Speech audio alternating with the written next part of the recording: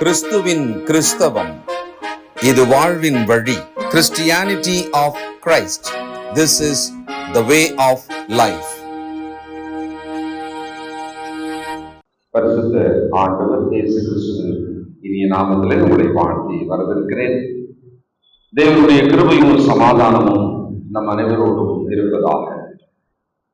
சமாதானத்தை குறித்து நாம் பேசுவது இயல்பாக சுலபமாகவே இருக்கும். அது சமாதானம் என்பது உலகத்தில் தேடப்படுகிற, விலை கொடுத்தாவது வாங்கலாம் என்று நினைக்கிற ஒரு விஷயம். சமாதானத்தை விதைக்கிறது, விதைத்தல், அப்படியும் வேதம் நமக்கு சொல்லுகிறது. இந்த சமாதானம் என்பதை கிறிஸ்தவர்கள் அதிகமாக உச்சரிப்பதும் உண்டு. அதற்கு அடுத்து யாரையாவது நாம் சொல்வதானால், இஸ்லாமியர்கள் சமாதானம் என்கிற சொல்லை அவர்கள் உச்சரிப்பார்கள். அதற்கடுத்து மிக குறுகிய அளவில் இருக்கிற யூதர்கள் சமாதானத்தை உச்சரிப்பார்கள். சமாதானம் உண்டாகட்டும் என்று வாழ்த்துவதில் மட்டும் சமாதானம் வந்துவிடுமா? இந்த சமாதானத்தை ஒருவர் பெற்றுக்கொள்ளவும் அதை கொடுக்கவும் எவ்வளவு முக்கியத்துவம் இருக்கிறது, அல்லது அதற்காக எவ்வளவு பிரயாசப்பட வேண்டும்? வேதம் நமக்கு பல வகையில் இதை சொல்லிக் கொடுக்கிறது. இங்கே நாம் வாசித்த 9ஆம் வசனம் 5ஆம் அதிகாரம் மத்தேயுவிலே ஒரு பொறுப்பு நமக்கு சொல்லப்படுகிறது. Matthew 5:9. சமாதானம் பண்ணுகிறவர்கள், இது ஒரு பொறுப்பாக இருக்கிறது. It is a responsibility to make peace. சமாதானம் பண்ணுகிறவர்கள் அப்படின்னா சமாதானம் பண்ணுவதற்காக ஆட்கள் தேவை. சமாதானம் பண்ணுவது ஒருத்தரோட முக்கியமான வேலை. நாம் சமாதானம் பண்ணி கொண்டிருக்க வேண்டும் என்று வேதம் நமக்கு சொல்லுகிறது. சமாதானம் பண்ணுகிறவர்கள் பாக்கியவான்கள், அவர்கள் தேவனுடைய பிள்ளைகள், குமாரரும் குமாரத்திகளுமாக எண்ணப்படுவார்கள். நம்ம இந்த சமாதானம் என்பது ஏன் குலைந்து போகிறது? சமாதானம் என்பது ஏன் மீண்டும் நமக்கு முக்கியமாய் தேவைப்படுகிறது? இந்த சமாதானத்தை இழந்தால் என்னதான் ஆகும்? சமாதானத்தை முக்கியமாக நினைக்கிற ஒருவர் ஏன் அதை இழக்கப் போகிறார்? சமாதானமாக நம்முடைய மனம் இருக்க வேண்டும், நம்முடைய குடும்பம் இருக்க வேண்டும், நம்முடைய சூழல் இருக்க வேண்டும் என்று நினைக்கிற ஒருவர் அதை எப்படி இழக்க நேரிடும்? அவ்வளவு சுலபமா அந்த சமாதானத்தை ஒருவர் விட்டு விடுவாரா? இவ்வளவு நாம் கேள்விகள் கேட்டாலும் நாம் சமாதானத்தை இழந்து கொண்டிருப்பதே அதிகம். சமாதானம் அற்றவர்களாக இருப்பதே வாழ்வின் பெரும்பகுதி. அப்படியானால் இதை குறித்த தெளிவு நமக்கு தேவைதான். ஒரு வரலாற்று சம்பவம் பழைய ஏற்பாட்டில், அங்கே ஒரு கணவனும் மனைவியும் ஒரு ராஜாவும், இவர்களிடத்திலிருந்து நாம் கற்றுக்கொள்ள வேண்டிய பாடம் இருக்கிறது. 1 சாமுவேல் 25ஆம் அதிகாரம். 1 சாமுவேல் 25ஆம் அதிகாரம். 1 சாமுவேல் 25. முதலாவது 2ஆம் வசனத்திலிருந்து கவனித்தால், ஒரு மனுஷன் இருக்கிறார். மாகோனிலே ஒரு மனுஷன் இருந்தான். அவனுடைய தொழில் துறை கர்மேலில், கர்மேல் என்பது ஒரு மலை இருந்தது. அந்த மனுஷன் மகாவாரி குடித்தனக்காரனாய் இருந்தான். Well rich person, a great rich person. அவர் ரொம்ப பெரியவர். அதனால்தான் அவ்வளவு முக்கியமான ஒரு அடைமொழியோட அவர் சொல்லப்படுகிறார். அந்த மலையின் மீது அவர் இருப்பதற்கான முக்கிய காரணமே அவரிடத்துல திரளான ஆடுகள் இருந்தது. அது மிகப்பெரிய சொத்து. அந்த ஆட்டின் வழியாக அவர் மிகப்பெரிய செல்வந்தராக இருந்தார். அவனுக்கு 3000 ஆடும் 1000 வெள்ளாடும் இருந்தது. அவன் அப்பொழுது கர்மேலில் தன் ஆடுகளை மயிர் கத்தரித்துக் கொண்டிருந்தான். ஒரு குறிப்பிட்ட சீசன்ல ஆட்டின் மயிரை, அந்த செம்மறி ஆடுன்னா நமக்கு ஞாபகம் இருக்கு இல்லையா, அந்த மயிரை கத்தரித்து அதை விற்பார்கள். அது மிகப்பெரிய ஒரு விற்பனை. அது உடைக்காக மற்றும் பல விஷயங்களுக்காக அது பயன்படும்.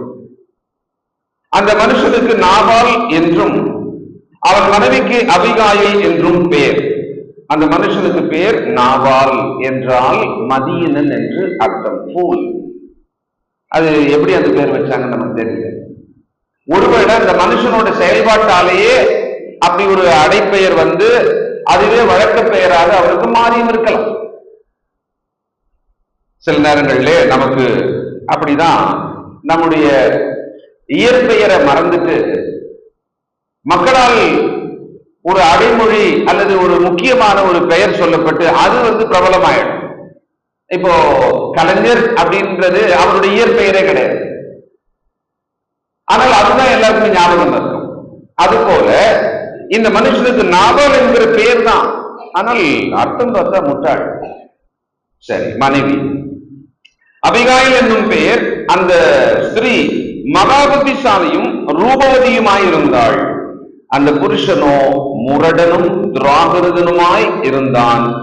அவன் காலேவுடைய சந்ததி. அந்த சந்ததியில வந்து இப்படி ஒரு ஆள்.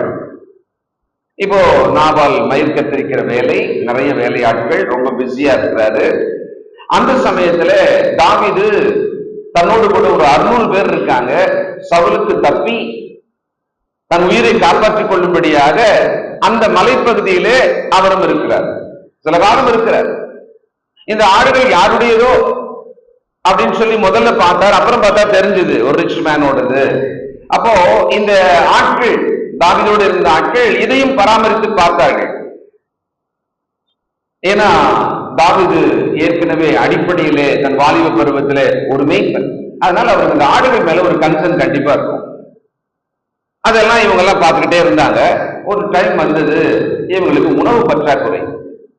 அப்போ ஒரு பெரிய பணக்காரன் தானே, அவருக்கு நாம மறைமுகமாக இந்த நன்மையெல்லாம் வேற செஞ்சிருக்கிறோம் இல்லையா, அவர்கிட்ட ஆளை அனுப்பி நமக்கு ஏதாவது சப்ளை, ஏதாவது உணவு பொருட்களை நாம் வாங்கி வரலாம், ரொம்ப நம்பிக்கையோடு அனுப்புறார்.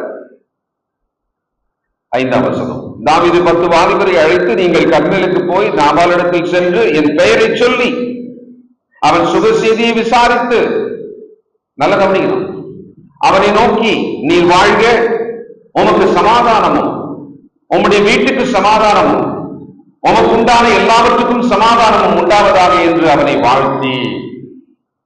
ஆச்சரியமா இருக்கு. இப்படி ஒருத்தரை போயிட்டு வாழ்த்தினதாக நீங்க வேற எங்கேயும் படிக்க முடியாது. இந்த இடத்துல தான் இது படிக்கலாம். உங்களுக்கு சமாதானம் ஒரு வாக்கியத்துல வேணா இருக்கலாம். ஆனா இங்க 3 விதங்களிலே சொல்லி இருக்கிறார். முதலாவது, அந்த மனிதனை வாழ்க என்று, ஒரு ராஜாவை தான் வாழ்கன்னு வாழ்த்துவோம். ஆனா பாருங்க, இந்த ராஜா அவனை வாழ்க என்று வாழ்த்தினாராம். சமாதானம் உமக்கு பர்சனலா, உம்முடைய வீட்டுக்கு ஃபேமிலி, உமக்கு உண்டான எல்லாவற்றுக்கும் சுற்றி இருக்கிற சூழலிலே சமாதானம். அப்போ ஒரு மனுஷனுக்கு இந்த 3 வகை சமாதானம் அவசியமா இருக்கிறது. அதை தாவீது வாழ்த்துறாரு. ஆனா தாவீதோட கண்டிஷனை பார்த்தோம்னா, அவர் சமாதானம் இல்லாமல் உயிரை காப்பாற்றிக் கொள்ள ஓடிக்கொண்டிருக்கிறார். எப்படி அது ஒரு மனுஷன் சமாதானம் இல்லாம அவர் வந்து உயிரை காப்பாத்திக்கிறதுக்கு ஓடிக்கிட்டே இருக்கிற ஒரு ஆளு எப்படி இன்னொருத்தரை பார்த்து இப்படி சொல்ல முடியும் அப்படின்னு கேட்டா, நம்ம நினைக்கிறோம் தாவீது மனசுல சமாதானம் இல்லைன்ற மாதிரி. ஆனால் நான் நினைக்கிறேன், தாவீதுடைய வீட்டுக்குள்ள தேவன் மேல் இருந்த விசுவாசம், தேவன் மேல் இருந்த நம்பிக்கையினாலே தன்னுடைய உள்ளான சமாதானத்தை காப்பாற்றிக் கொண்ட ஒரு மனிதனாக அந்த நம்பிக்கையில அவர் இருக்கிறார். இல்லைன்னா ஒரு சமாதானத்தை கூற முடியாது. நம்ம ரொம்ப சோகமா இருப்போம். அந்த நேரத்துல ஒருவர் வந்து பக்கத்து வீட்டுல இருந்து வந்து தங்களுக்கான ஒரு மகிழ்ச்சியை சொல்றாங்க, ஏதோ ஒரு நன்மை கிடைச்சதை சொல்றாங்கன்னு வச்சுக்கோங்களேன். நாம ஏற்கனவே ரொம்ப ஹாப்பியா ரொம்ப சந்தோஷமா இருந்தோம்னு சொன்னா, அப்ப நம்ம வாழ்த்துற விதமே வேற, கொண்டாடுவோம் அவங்கள. ஆனா நம்ம மனசுல சோகம் இருக்கிறது, ஏதோ ஒரு மன வலி இருக்கிறது. அப்ப வந்து அவங்க சொன்னாங்கன்னா அந்த வாழ்த்தை ரொம்ப மெல்லிய அளவில் சொல்லிடுவோம். அப்படிங்களா, சந்தோஷம், சரி போயிட்டு வா அப்படின்ற மாதிரி சொல்லி அனுப்பிச்சிடுவோம். ஏன்னா நம்ம சந்தோஷமா இல்லை, நம்மளால அந்த சந்தோஷத்தை கொண்டாட முடியாது சேர்ந்து. நாம தாவீது அப்படி நினைத்தால் அந்த மனுஷன் இவ்வளவு நீண்ட விவரமான வாழ்த்தை அவருக்கு தெரிவிச்சார். 7ஆம் வசனம். அப்பொழுது ஆடுகளை மேய்த்து திரிக்கிறவர்கள் உம்மிடத்தில் இருக்கிறார்கள் என்று கேள்விப்பட்டேன். உம்முடைய மேய்ப்பர் எங்களோடு கூட இருந்தார்கள். அவர்கள் கர்மேலில் இருந்த நாளெல்லாம் நாங்கள் அவர்களை வருத்தப்படுத்தவும் இல்லை, அவர்களுடைய பொருள் ஒன்றும் காணாமற் போனதும் இல்லை. உம்முடைய வேலைக்காரரை கேளும், அவர்கள் உமக்கு சொல்லுவார்கள். ஆதலால் இந்த வாலிபருக்கு உம்முடைய கண்களிலே தயை கிடைக்க வேண்டும். நல்ல நாளில் வந்தோம், உம்முடைய கைக்கு உதவுவதை உம்முடைய ஊழியக்காரருக்கும் உம்முடைய குமாரனாகிய தாவீதுக்கும் கொடுக்கும்படி வேண்டுகிறேன் என்று சொல்லுங்கள் என்றான். எவ்வளவு அழகான ஒரு ரெக்வெஸ்ட், எவ்வளவு பணிவும் தாழ்மையுமான ஒரு ரெக்வெஸ்ட் அங்க வைக்கிறாரு. எனக்கு ரொம்ப ஷாக்கிங்கான ஒரு வரி எதுன்னா, உம்முடைய குமாரனாகிய தாவீது அப்படின்ற அந்த இடத்துல தன்னை சின்ன பையன் மாதிரி அப்படின்றது அல்ல. அந்த இடத்துல அப்படி ஒரு அர்த்தம் அல்ல. அந்த மனிதனுக்கு முன்பு, அந்த பெரிய ஒரு ஐஸ்வர்யவானுக்கு முன்பு தன்னை தாழ்த்தி கொள்ளுகிற ஒரு விதம் அது. நல்ல நேரத்துல தான் அனுப்பிச்சிருக்கோம்னா அவர் மயிர் கத்திரிக்கிற வேலை, ஆடுகள் எதுவுமே கிடையாது. அப்ப இவர் கெஸ் பண்றார், ஓ இந்த டைம் இந்த மாசம் இந்த வேலையை தானே பண்ணுவாங்க, ஆடுகள் எல்லாம் நல்ல புசு புசுன்னு முடியெல்லாம் ரோமெல்லாம் நல்லா வளர்ந்ததாகலாம் எல்லாம் தாவீதுக்கு தெரியும் இல்லையா. அப்ப அவர் அழகா அந்த டைம் கரெக்டா அனுப்புறார். இப்ப அதை சேல் பண்ணுவாங்க, அதெல்லாம் சேமிச்சு வச்சுட்டு இருப்பாங்க. அவர் மனசுல ரொம்ப சந்தோஷமாவே இருப்பாரு. கொடுக்கணும் அப்படின்னா ரொம்ப ஈஸியா கொடுக்கிற டைம் இது அப்படின்னு சொல்லி அனுப்புறாரு. ரொம்ப அழகான தாழ்மையான ஒரு வேண்டுதல். உம்முடைய கைக்கு உதவுவதை, இவ்வளவு வேணும் இல்ல, உமது கைக்கு உதவுவதை. நாம் ஒரு மனிதரிடத்துல நன்மை கேட்கும் பொழுது எப்படி கேட்கிறோம்? நாம் நன்மை தான் கேட்கிறோம், நாம் ஒரு உதவி கேட்கிறோம். அதை எப்படி கேட்கிறோம்? சில நேரங்களில் நாம் உரிமை என்பதை போல கேட்கிறோம். ஆனால் அந்த சமயத்துல கூட நாம் உதவியை தாழ்மையாக கேட்பது நல்லது.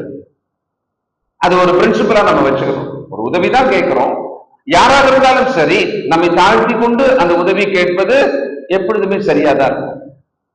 அது குடும்பமோ அல்லது உறவுகளோ அல்லது அரசாங்கமோ நம் நண்பரோ நாம் ஒரு உதவி கேட்கிற இடத்தில் இருக்கும் பொழுது நம்மை தாழ்த்தி கொண்டு கேட்பது சரியா இருக்கும். அதை இந்த இடத்துல கற்றுக்கொள்கிறோம். தாவீதின் வாலிபர் போய் அந்த வார்த்தைகளை எல்லாம் தாவீதின் நாமத்தினாலே நாபால் இடத்தில் சொல்லி பின் ஒன்றும் பேசாமல் இருந்தார்கள். அப்படின்னு என்ன அர்த்தம்னா, வெயிட் பண்றாங்க, அவருக்கு பதில் வரும், அந்த உதவி கொடுப்பாங்கன்னு சொல்லி வெயிட் பண்றாங்க. சரி, அப்போ என்னாச்சு? 10ஆம் வசனம். நாபால் தாவீதின் ஊழியக்காரருக்கு பிரதித்திரமாக, தாவீது என்பவன் யார்? ஈசாயின் குமாரன் யார்? தங்கள் எஜமான்களை விட்டு ஓடி போகிற வேலைக்காரர் இந்நாளில் அநேகர் உண்டு. இவருக்கு நல்லா தெரியும், இந்த மனுஷனுக்கு நல்லா தெரியும் தாவீது யாருன்னு தெரியும், அவன் அப்பா பேரும் தெரியுது.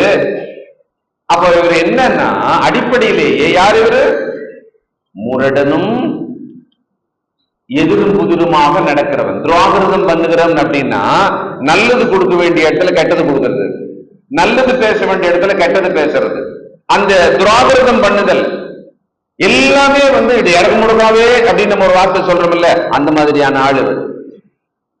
அப்ப இவருக்கு தாவீது யாருன்னு தெரியும். தெரிந்தும் கூட இந்த மனுஷன் அறியாத ஒருவரை போல பேசுகிறார். இந்த மாதிரி ஓடி வர்றவங்க நிறைய பேர் இருப்பாங்கப்பா, அவங்களுக்கெல்லாம் நான் என்ன அப்பத்தை தூக்கி கொடுக்கணுமா என்ன? அந்த டோன்ல சொல்றேன். நான் என் அப்பத்தையும் என் தண்ணீரையும் என் ஆடுகளை மயக்கத்திற்காக நான் அடித்து சமையல் பண்ணுவித்ததையும் எடுத்து இன்னை இடத்தார் என்று நான் அறியாத மனுஷனுக்கு கொடுப்பேனோ என்றான். அந்த மனுஷன் எவ்வளவு சிறுமைப்படுத்தி பேச முடியுமோ அவ்வளவு சிறுமையாக பேசியிருக்கார். இப்போ சமாதானம் பண்ணுதல் அப்படின்ற ஒரு விஷயத்துல இந்த சம்பவம் நமக்கு என்ன உதவி செய்யும்? யார் சமாதானம் பண்ணவே மாட்டாங்க எப்பவுமே அப்படின்றதுக்கு ஒரு உதாரணம் இந்த நாபால். சரி, அந்த நாபால் கிட்ட என்ன பிரச்சனை, என்ன இருந்தது? அவர் ஏன் எப்பொழுதுமே சமாதானம் பண்ணவே மாட்டாரா? ஏன் அப்படிப்பட்டவர்னா, அடிப்படையிலேயே அவனுடைய குணாதிசயம் பிரச்சனைக்குரியதாக இருக்கிறது. யாராவது ஒருவர் சமாதானத்தை விரும்பாமலே எப்பொழுதும் நடக்கிறார்கள் என்று சொன்னால் அவர்கள் அந்தந்த இன்சிடென்ட் அந்தந்த சூழ்நிலையில தான் அப்படி ஆக்ட் பண்ணிட்டாங்க, அப்படி நடந்துட்டாங்க அப்படின்றது அல்ல. இது நமக்கு ரொம்ப புரியணும்.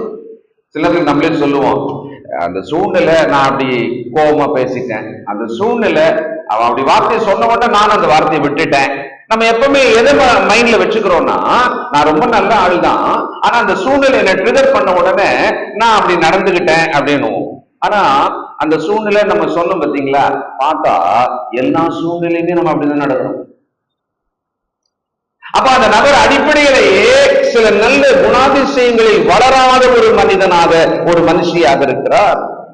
இது நாபால் கிட்ட பார்க்கிறோம். ஏன்னா அந்த மனுஷனை ஆவியானவர் இன்ட்ரோடியூஸ் பண்ணும் போதே சொல்றாரு, அவன் முரடனும் திராவிரதும் பண்ணுகிறவனுமாயிருந்தான். நாம் பிள்ளைகளாக வளருகிறோம், வாலிபராக வளருகிறோம், புருஷனாக வளருகிறோம், வயது முதிர்ந்தோராக இருக்கிறோம்.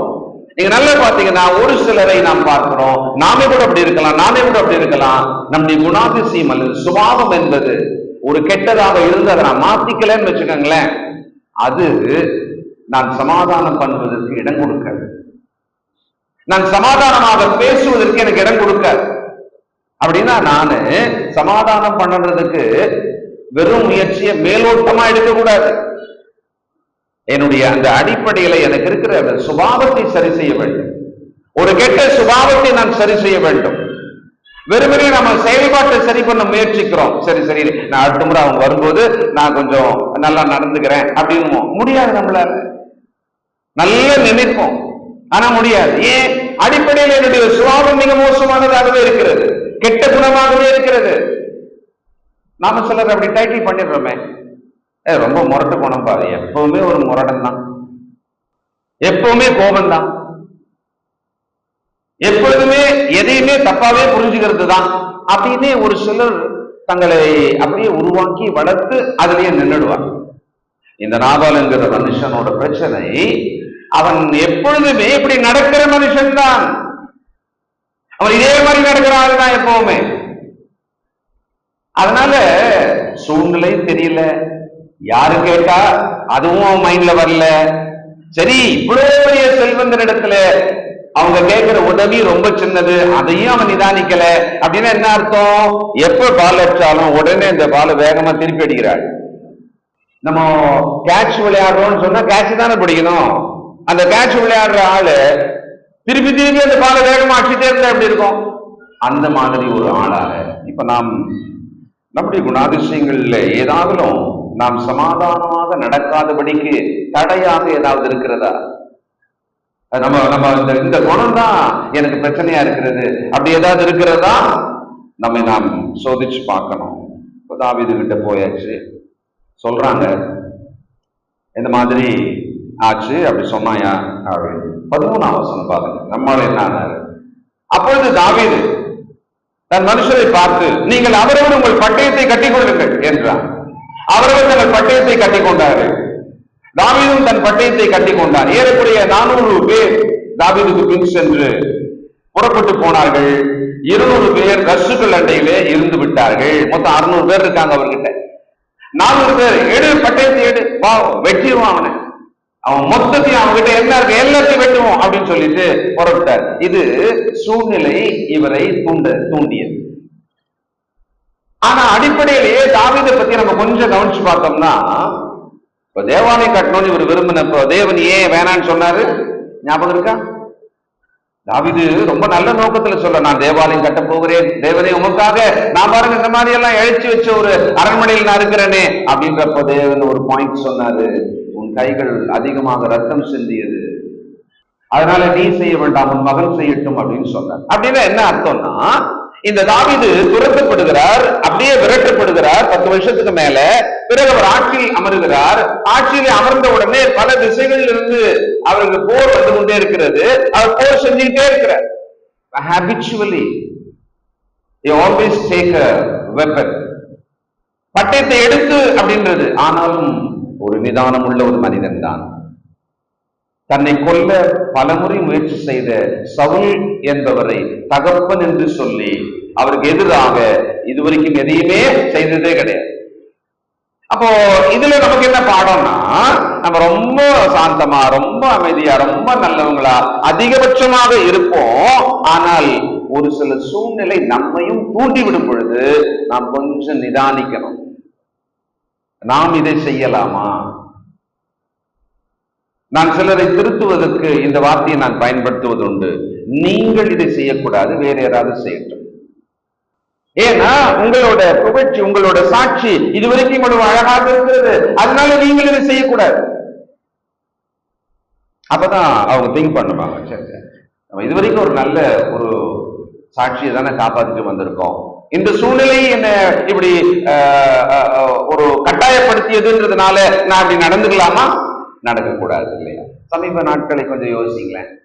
நாம் இப்படி செய்திருக்கவே கூடாது, நம்மால சமாதானம் கெடுக்கப்பட்டு விட்டது அப்படின்னா யோசிக்க பார்ப்போம். நாம் இப்படி செஞ்சிருக்க கூடாது. நம்முடைய உறவுக்கு நடுவில், குடும்பத்துக்கு நடுவில், நட்புக்கு நடுவில் நாம் நம்முடைய வார்த்தை, நம்முடைய செயல்பாட்டால சமாதானத்தை குலைத்தோம். அப்போ ரெண்டு முக்கியமான காரணங்கள். ஒன்று, அடிப்படையிலேயே ஒரு முரட்டுத்தனமான எதிரும் புதிருமாக நடக்கிற ஒரு ஆளாகவே வளர்ந்திருக்கலாம் ஒரு ஆள். இன்னொன்னு, சூழ்நிலை அவரை தட்டிவிடுமானால் அவர் அந்த மாதிரி விழுந்துடுவார்.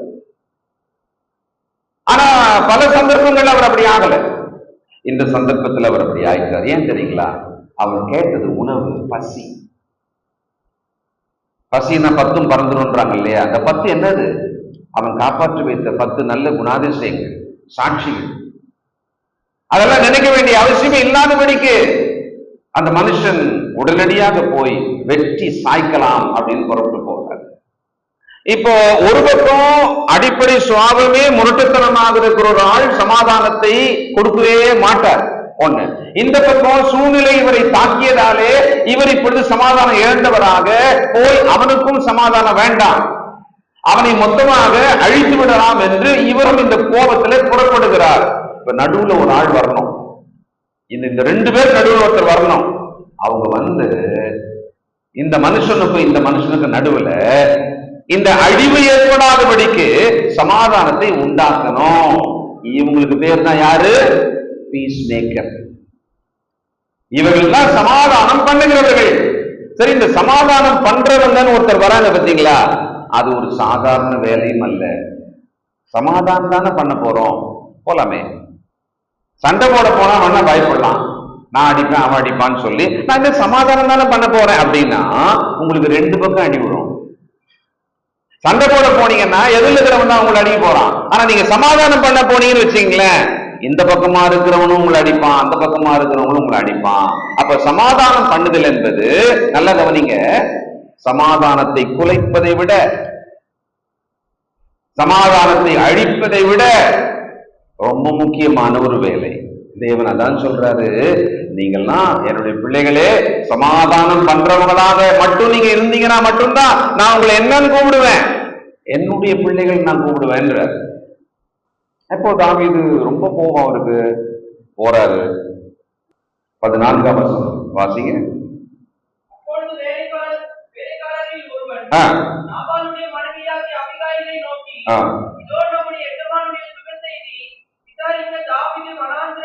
ஆட்களை அனுப்பினார். விவரங்களை சொல்றாரு, இது மாதிரி வந்தாங்க, அவங்க நமக்கு ரொம்ப உபகாரியா இருந்தாங்க, வெளியில அந்த சுற்றி அந்த ஆடுகளை மேய்த்த சமயத்துல எல்லாம் அவங்க எங்களுக்கு ரொம்ப கம்ஃபர்டபுளா இருந்தாங்க, எங்களிடத்தில் நடமாடின நாளெல்லாம் அவர்கள் எங்களுக்கு எந்த வருத்தம் எந்த டிஸ்டர்பன்ஸுமே இல்லை, அதை விட அவங்க உதவியா வேற இருந்தாங்கம்மா. ஆனா ஐயா இந்த மாதிரி சொல்லி பொருள் இல்லைன்னு சொல்லி அனுப்பிச்சிட்டாரு. தேவர் ப்ரொடெக்டிங் அஸ், அவங்க எங்களை பாதுகாத்தாங்க, உதவியா இருந்தாங்க. அவங்களுக்கு போய் இவரு இந்த ஒரு உணவுன்ற ஒரு சாதாரண ஒரு நன்மையை செய்யாம விட்டுட்டாரு. 17, இப்பொழுது நீ செய்ய வேண்டியதை கவனித்து பாரும், நம்முடைய எஜமான் மேலும் அவருடைய வீட்டார் யாவர் மேலும் நிச்சயமாய் ஒரு பொல்லாப்பு வருகிறதா இருக்கிறது, இவரோ ஒருவரும் நம்மோடு பேசக்கூடாதபடிக்கு பேலியாளின் மகனாய் இருக்கிறான் என்றான். யார் சொன்னது? வேலைக்காரர்கள் ஒருவன் சொல்லுகிறான். இந்த மனுஷன் முரடனா இருக்கிறாரு, இந்த மனுஷன்கிட்ட யாரும் பேசவே முடியாது, கிட்டே போக முடியாது. பாருங்க, அப்படி ஒரு மனிதன். அப்ப அப்படி ஒரு மனிதனாக ஒருவன் உருவானால் அவரிடம் யாருமே சமாதானத்துக்கு கூட பேச முடியாது, காரியத்தை விளங்கரிக்கவும் முடியாது, தவறை சுட்டிக்காட்டவும் முடியாது. அப்படி ஒரு ஆளாக இருந்தால் அந்த மனுஷர் என்ன செய்வாங்க? அப்படி ஒரு ஆள்கிட்ட தான் யாரு மனைவியா இருந்தாங்க?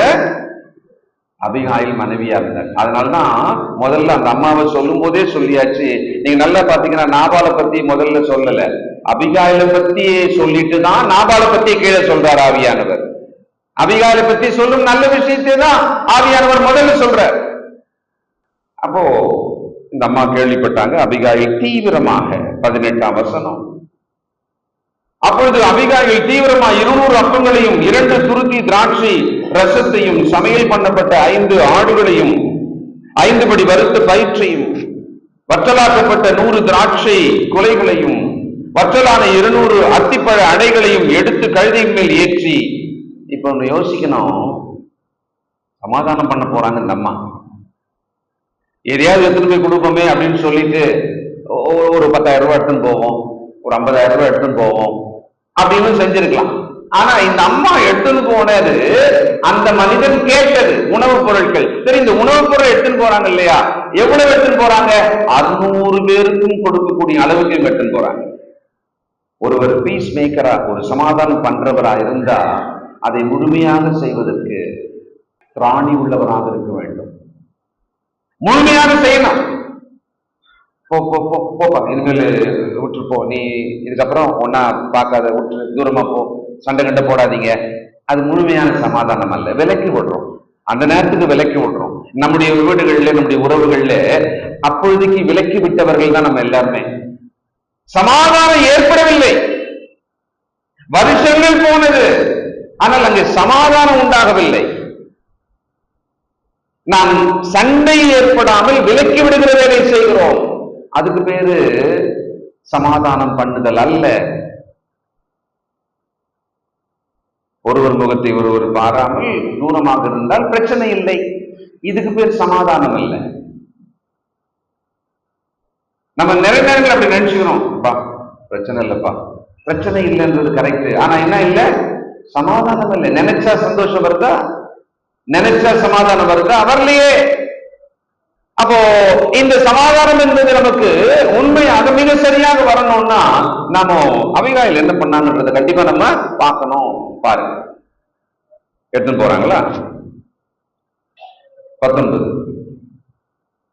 தன் வேலைக்காரரை பார்த்து, நீங்கள் எனக்கு முன்னே போங்கள், நான் உங்கள் பின்னே வருகிறேன் என்று சொல்லி அனுப்பினால் தன் புருஷனாகிய நாபாலுக்கு அதை அறிவிக்கவில்லை. ஏன் தெரியுங்களா? அறிவிக்கிற அளவுக்கு அந்த மனிதன் இல்லை. அறிவித்தாலும் இந்த அம்மாவையும் விட மாட்டார், இந்த அம்மாவை விடவே மாட்டார். அப்ப சமாதானம் பண்ணுதல் என்பது சுலபம் அல்ல. உங்களுக்கு தடை வரும். நீங்கள் சில நேரம் அதை ரகசியமாக செய்ய வேண்டுமானாலும் கூட செய்யலாம், இன்னொரு நபருக்கு தெரியாமல் செய்ய வேண்டுமானாலும் கூட செய்யலாம். ஆனா வேண்டியது என்ன? சமாதானம். அப்படிதான் பெரியவங்க எல்லாம் பண்ணுவாங்க. தனியா போய் பார்த்து பேசி கன்வின்ஸ் பண்ணிட்டு அதுக்கப்புறமா ஒன்னா சமாதானப்படுத்தி வைப்பாங்க. இப்ப வா, இப்ப பேசலாம் அப்படின்னு வாங்க. பார்த்தா இவங்க போயிட்டு வந்திருப்பாங்க. சமாதானம் பண்ணுகிறவர்கள் பாக்கியவான்கள். அதனாலதான் இறங்கி வந்தாங்க. தாவீது தன் ஜனங்களை நோக்கி இப்போ ரொம்ப கோபமா அவர் சொல்றாரு, நான் வீணாவா இதெல்லாம் பண்ணேன், நான் வீணா காப்பாத்தினா. 21 இப்போ கிட்ட வந்தாச்சு பாருங்க. 23 அபிகாயில் தாவீதை காண்கையில் தீவிரமாய் கழுதையை விட்டு இறங்கி தாவீதுக்கு நேராக தரையில் முகம் குப்புற விழுந்து பணிந்து. ஒரு ரிச் மேனோட வைஃப் இவங்க. அவங்க எடுத்து வந்த பொருட்கள் சாதாரணமானது அல்ல. ஒரு ராஜா ஒரு 600 பேருக்கு என்ன கொடுக்கணுமோ அதை இந்த அம்மா எடுத்து வந்திருக்காங்க. ஒரு ராஜ்யத்தில் இருக்கிற ஒருத்தர் ஒரு கிங்கு கொடுக்கணும்னா இப்படி கொடுக்கலாம். அந்த அளவுக்கு ஒரு லேடி வந்து இவ்வளவு உணவு பண்டங்களை எல்லாம் எடுத்துன்னு வந்திருக்காங்க. இவங்க அவர்கிட்ட போய் சொல்லுப்பா, நான் வந்திருக்கேன், அவங்க கேட்ட உணவுப் பொருள் தானே, ஒன்னும் போய் அங்க ஒன்னும் சண்டை கண்ட போடவானா, அந்த உணவுப் பொருள் எல்லாமே உங்களுக்கு தேவை உணவு தானப்பா, இந்த அந்தம்மா அப்படி பண்ணல. சமாதானம் பண்ணுகிறவர்கள் இன்னொரு முக்கியமான விஷயம் கவனிக்கணும். நல்ல கவனிங்க, நீங்க பிரச்சனை இல்லை, நீங்க எந்த விதத்திலையும் சமாதான குலைவுக்கு காரணமே கிடையாது. நீங்க காரணம் இல்லை. ஆனா நீங்க சமாதானம் போறீங்க பார்த்தீங்களா, நீங்க தாழ்ந்து போகணும், நீங்க தாழ்ந்து போகணும். அப்ப நம்ம யோசிப்போம் சில நேரங்கள்ல, ஏன் சமாதானம் பண்றதுக்கு நம்ம போறதில்லை தெரியுங்களா? நம்ம தாழ்ந்து போக வேண்டி வரும். அவன் ஏதோ பண்ணா, இவன் ஏதோ பண்ணா, அவ ஏதோ பேசினா, இவ ஏதோ பேசினா, நடுவுல நான் சமாதானம் போறதுக்கு நான் ஏன் தாழ்ந்து போனோம்? ஏன்னா ஒருத்தர் சொல்லுவாங்க நம்ம கிட்ட, அப்பா நீ போய் பேசுனீங்கன்னா முடிஞ்சிடும், உனக்கு கொஞ்சம் ஆனர் பண்ணுவாங்க, உங்க பேச்சு கொஞ்சம் மதிப்பாங்க இல்லையா, நீங்க போங்க. இப்ப நீங்க போகணும்ன்றது உங்களுக்கு தெரியுது, ஆனா எது மட்டும் நமக்கு வர மாட்டேங்குது, எது மட்டும் நமக்கு பிடிக்க மாட்டேங்குது? நான் தாழ்ந்து போகணுமே. தரையோடு முகம் குப்புற விழுந்தாள். ஏன் தெரியுங்களா? அந்த அம்மா வெறும் ரூபவதி மட்டுமல்ல, அவள் நற்குணம் உள்ள புத்திசாலி. புத்திசாலி அந்த விஷயத்தை கட்டுவாங்க. they will build. புத்திசாலிகள் காரியத்தை இடிக்கவே மாட்டாங்க. இடிச்சுட்டுறது பேர் சமாதானம் அல்ல, காரியத்தை கட்டி எழுப்ப வேண்டும். அப்ப the peacemaker has to humble up to the earth. Zero லெவலுக்கு கூட தாழ்ந்து போகணும்னா சமாதானம் பண்றவங்க தாழ்ந்து தான் போகணும். நமது ஆண்டவர் இயேசு நல்லா பாருங்க, மனுஷன் துரோகியாக இருக்கிற நம்மையும் சர்வ வல்லவராகிய தேவனோட சமாதானம் பண்ணுவதற்காக இவர் என்ன, இவர் மத்தியஸ்தர், இவர் நடுவில் எல்லாம் வந்தாரு. இவர் என்ன பண்ணாரா? தன்னை வெறுமையாக்கி தன்னை தாழ்த்தினார். அப்ப சமாதானம் பண்ணுதல் என்பது சுலபமான விஷயம் கிடையாது, ஆனா அது முடியாத விஷயமும் கிடையாது. அது முடியும். அப்ப நான் என்ன பண்ணணும்? நான் என்னை தாழ்த்தணும். I must empty myself. இயேசு தன்னை எம்டி பண்ணார். சமாதானம் பண்ணுகிறவர்கள் தான் தேவனுடைய புத்திரர் எனப்படுவார்கள். சமாதானம் பண்ணுகிறவர்கள் தேவனுடைய பிள்ளைகள் எனப்படுவார்கள்.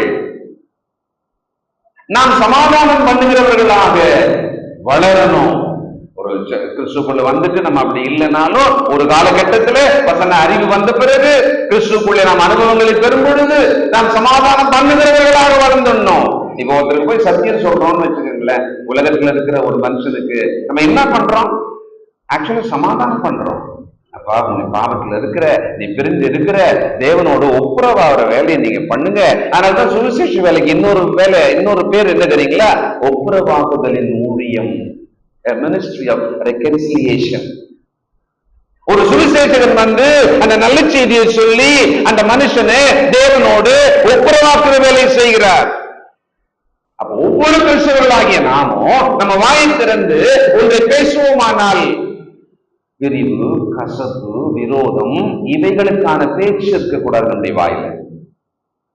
சமாதானத்துக்கு ஏதுவானது. சில நேரத்தில் தப்பி தவறி கூட அதை பேசிட்டு ரியலைஸ் பண்ண பிறகு நாம் மன்னிப்பு கேட்டதை சரி செய்து விட வேண்டும்.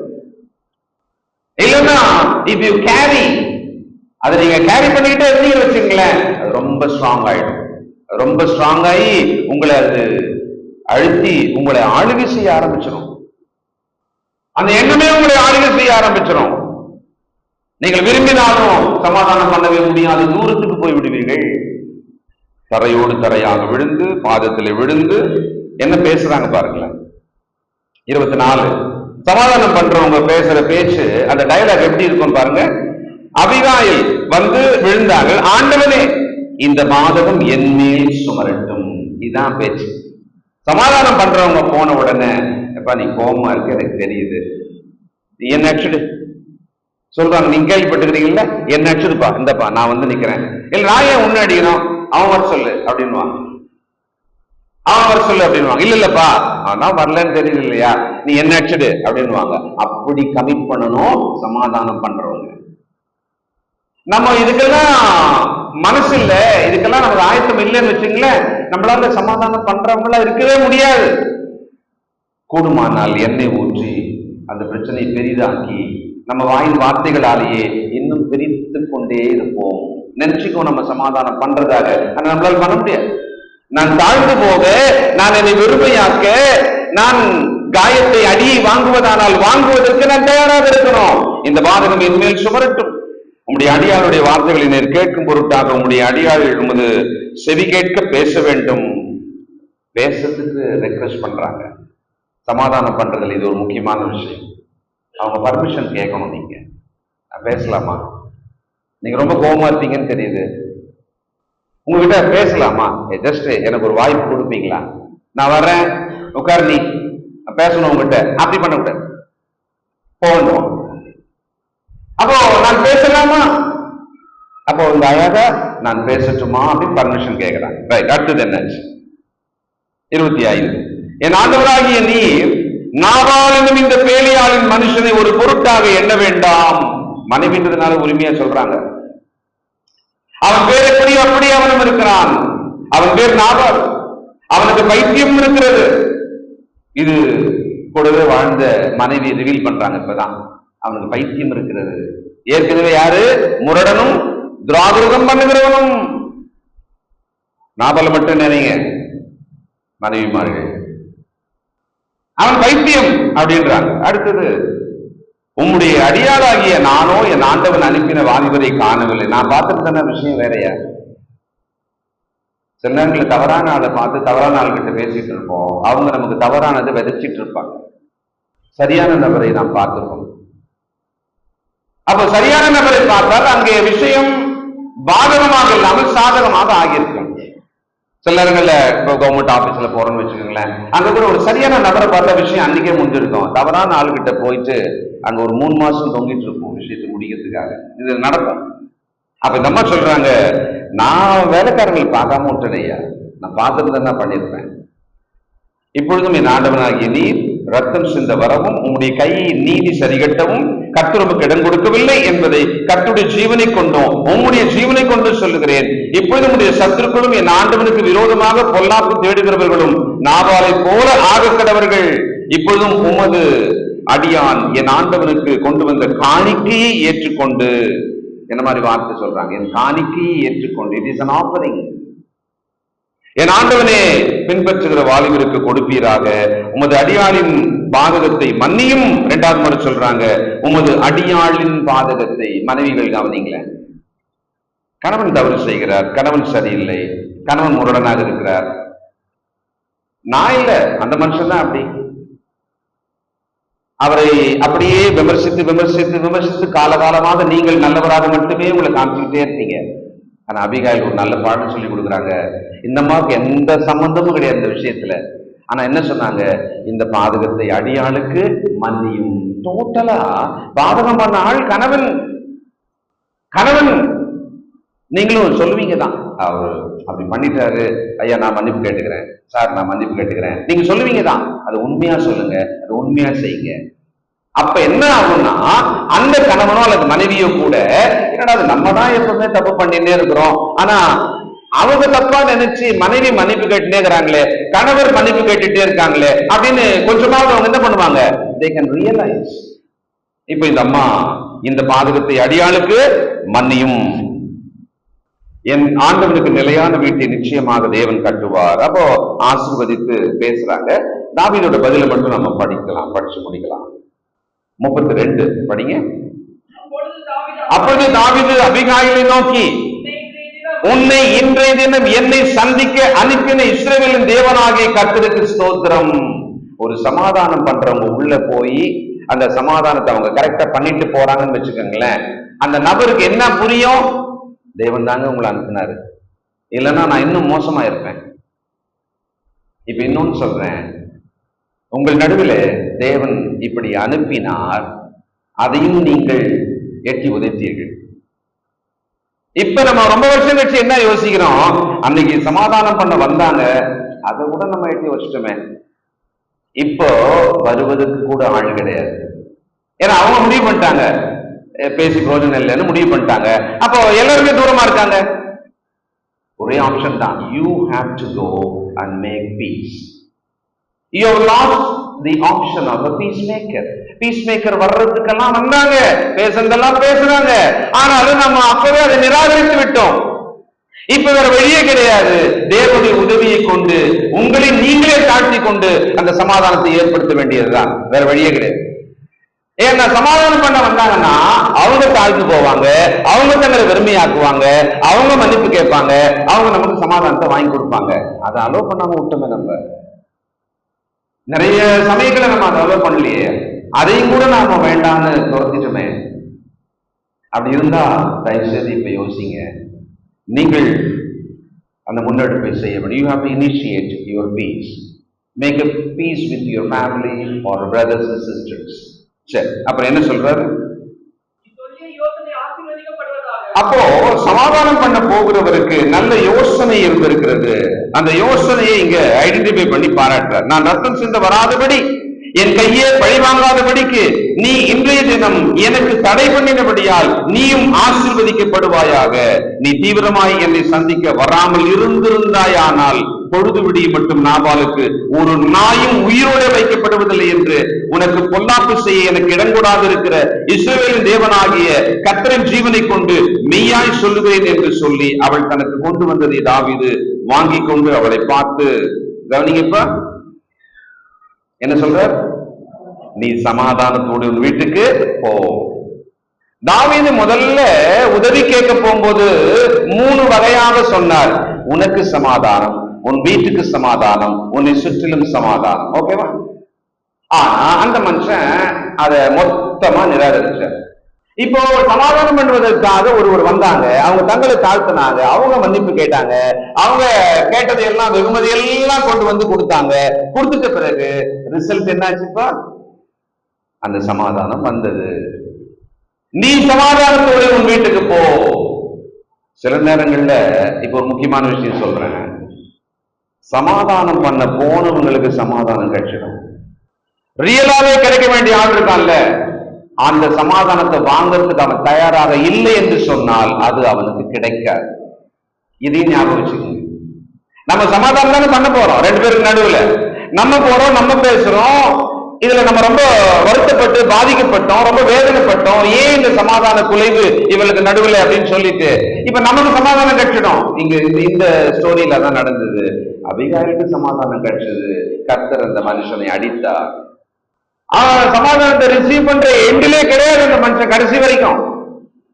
கர்த்தர் அந்த மனுஷனை அடித்தார்.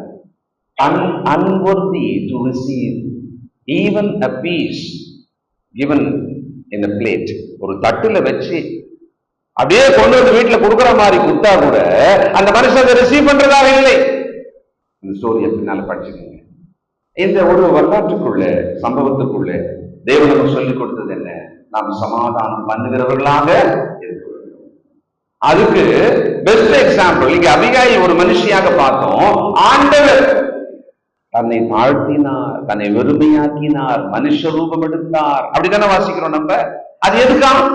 துரோகியாகிய பாவியாகிய மனுஷனாகிய என்னை பரலோக தேவனோடு கூட ஒப்புரவாக்குவதற்காக. சர்வ வல்லமை உள்ள நல்ல பிதாவே, பரிசுத்தரே, எளிமையான ஒரு வரலாற்று சம்பவத்திலிருந்து சமாதானம் பண்ணுதலை பற்றி நாங்கள் கற்றுக்கொண்டோம்ப்பா. இன்னும் கூட நாங்கள் சீர்பட வேண்டியிருக்கிறது. எங்களுக்கு சிலவற்றில் சிலரோடு சமாதானம் தேவைப்படுகிறது. இதோ நாங்களும் கூட சமாதானம் கொடுக்க வேண்டி இருக்கிறது. சிலருக்கு நடுவில் நாங்களும் பேச வேண்டி இருக்கிறது. அப்பா, நீர் எங்களுக்கு உம்முடைய வார்த்தையினால் உமது நீதியினால் உதவி செய்யும், பலப்படுத்தும்.